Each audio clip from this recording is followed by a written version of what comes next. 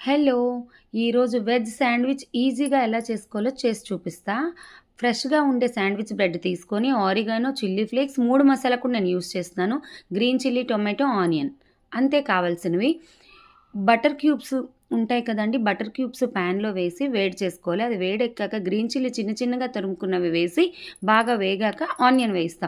Onion ఎప్పుడైనా మనం వేయించినప్పుడు curries కింద దేనికైనా వేయించినప్పుడు సాల్ట్ వెంటనే వేసామనుకోండి గోల్డెన్ కలర్‌లో ఆనియన్ ఉంటుంది. తొందరగా వేగిపోతుంది.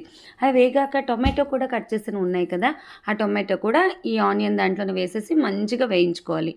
ఆనియన్, గ్రీన్ చిల్లీ, టొమాటో ఈ 3 బాగా వేగాక కొంచెం లిడ్ పెట్టుకోవాలి. మూత పెట్టుకుంటే ఆవిరితో తొందరగా ఉడికిపోతుంది. మయోనీస్, కొత్తిమీర అన్నీ వాడుకుంటామండి.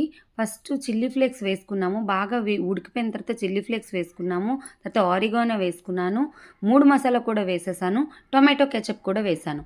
తర్వాత మయోనీస్ ఇవన్నీ వేసేసి మంచిగా గ్రేవీలాగా చక్కగా కలుపుకుంటే కొత్తిమీర లాస్ట్‌లో ఏస్తే ఫ్లేవర్ వస్తుంది.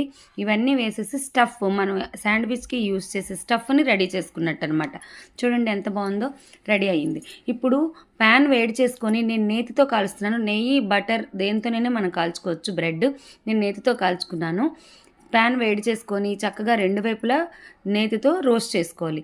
తర్వాత ఆ బ్రెడ్ స్లైసెస్ ఉన్నాయి కదా! అవన్నీ ఒక్కొక్కటి తీసుకొని స్లైసెస్‌కి నేను ఎలాగ రెడీ చేస్తున్నానో చూడండి.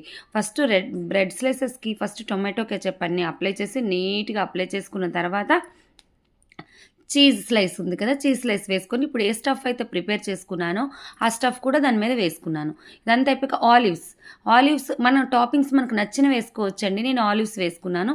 అంతే పైన శాండ్‌విచ్ కప్పేస్తే మనం శాండ్‌విచ్ కట్టర్ ఉంది. పిజ్జా కట్టర్ దాంతో కట్ చేసుకొని మా అమ్మాయికి లంచ్ బాక్స్ కూడా నేను ప్రిపేర్ చేసుకున్నాను ఇలా ఈజీగా.